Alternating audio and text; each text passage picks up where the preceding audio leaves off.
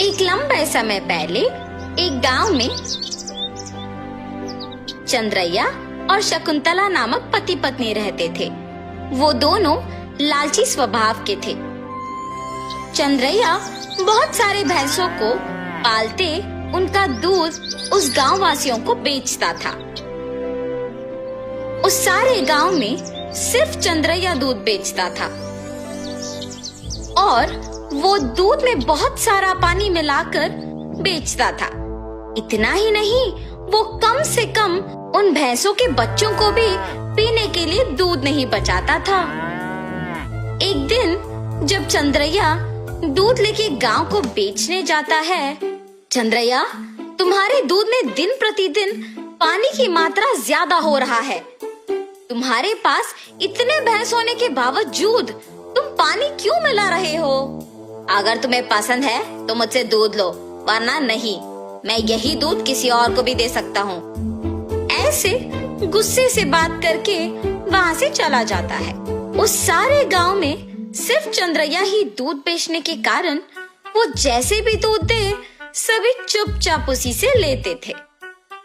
जहाँ वो भैंसों को रखता था उसके बगल में एक बड़े पेड़ पर एक भूत रहती थी। हमेशा की तरह चंद्रैया सारे भैंसों के पास जाकर उनसे दूध निचोड़ के पानी मिला के सबको बेचने जाता है। हर रोज ये लालच के कारण इतना दूध निचोड़ता है कि हमारे खुद के बच्चों को पिलाने के लिए कुछ नहीं है। इतना ही नहीं, हम हर रोज देखते हैं कि वो दूध में पानी मिलाता है। हम बचपन से उसी के पास बड़े हुए हैं, इसलिए हम कुछ नहीं कर पा रहे हैं, लेकिन हमें उसे एक सबक सिखाना ही होगा। ऐसे आपस में बात करते रहते हैं। जब वहाँ की भूत उनकी बातें सुनकर सोचती है, हर रोज इन भैंसों की दुखी बातें मैं नहीं सुन पा रही हूँ, और इतना ही नहीं, इस आदमी के दूध में पानी मिलाने के कारण गांव वाले भी दुखी हो रहे हैं। इन भैंसों की सहायता से ही इस आदमी को सुधारना होगा। ऐसे सोचकर वो भूत उन भैंसों के पास आती है। तब मैंने तुम सब की बातें सुनी है। अगर तुम लोग मेरी बात सुनोगे तो तुम्हारे मालिक को सुधार सकते हैं। कौन हो तुम? तुम हमारी बातें सुन सकती हो? मैं एक भूत हूँ, इसी पेड़ पे रहती हूँ। मैं हर रोज तुम्हारी बातें सुनते रहती हूँ। हम तुम्हारी बात सुनेंगे, मगर वादा करो कि तुम हमारे मालिक को कुछ नहीं करोगी, सिर्फ उन्हें एक सबक सिखाओ बस। ठीक है, तुम्हारे मर्जी के अनुसार उन्हें कुछ नहीं करूंगी। ऐसे कह के हमेशा की तरह चंद्रैया उनसे दूध निचोड़ने जाता है। जब वो निचोड़ने लगता है तब वो भैंस उसे जोर से लात मारती है। बाप रे शकुंतला, मेरा पीठ टूट गया। ऐसे जोर से चिल्लाने पर शकुंतला अपने पति के पास आती है। अरे रे, क्या हुआ? आप गिर कैसे गए? उस भैंस को आज कुछ हुआ है। जब मैं दूध निचोड़ने गया तो उसने मुझे जोर से लात मारा। आप रुकिए, मैं भी जरा देखूं कि ये भैंस दूध कैसे नहीं देगी। ऐसे कह के शकुंतला उस भैंस से दूध निचोड़ने की कोशिश करती है और उस भैंस ने शकुंतला को भी उसके पति के ही तरह जोर से लात मारती है। तुरंत उनके बच्चे ही सारे दूध पी जाना देख पति पत्नी कुछ नहीं कर पाते हैं सिवाय उनको देखना। अरे रे, सारा दूध सिर्फ ये बच्चे पी रहे हैं, कुछ तो कीजिए।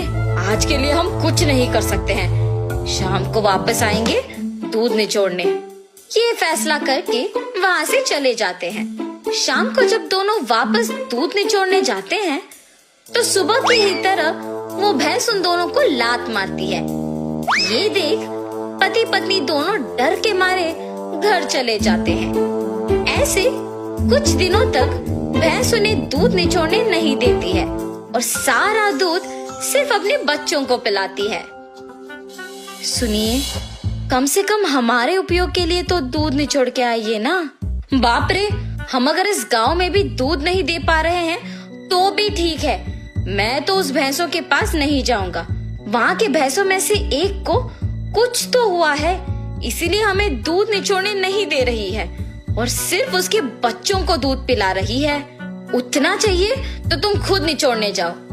बाप रे, मैं अकेले? नहीं, हम दोनों मिलके दूध निचोड़ने की कोशिश करते हैं। चलिए, ठीक है, कल सुबह जाएंगे। ठीक है जी।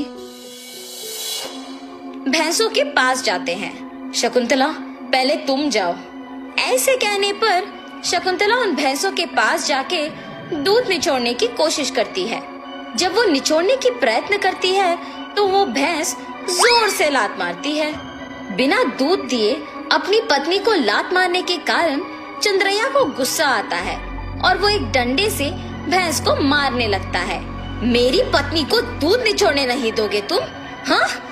ऐसे कहते हुए जोर जोर से मारता है, मगर उस भैंस की जगह चंद्रैया खुद पिटता है और इसी कारण उस भैंस को मारना बंद कर देता है।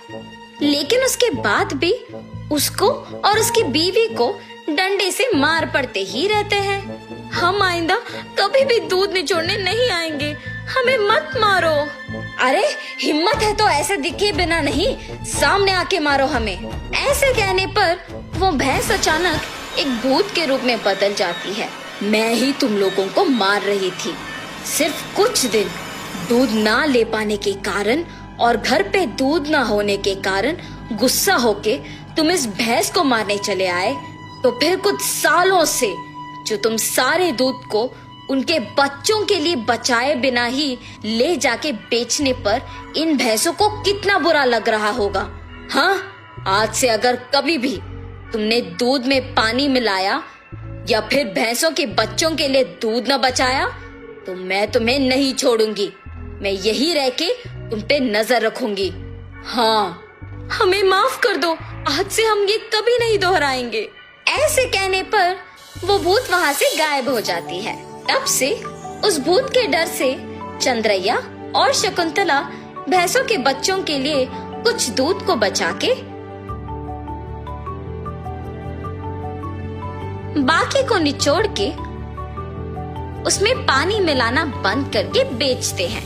भैंस भी उनके मालिक के सुधारने के पीछे उस भूत के ही हाथ रहने का सच जान के बहुत खुश होते हैं।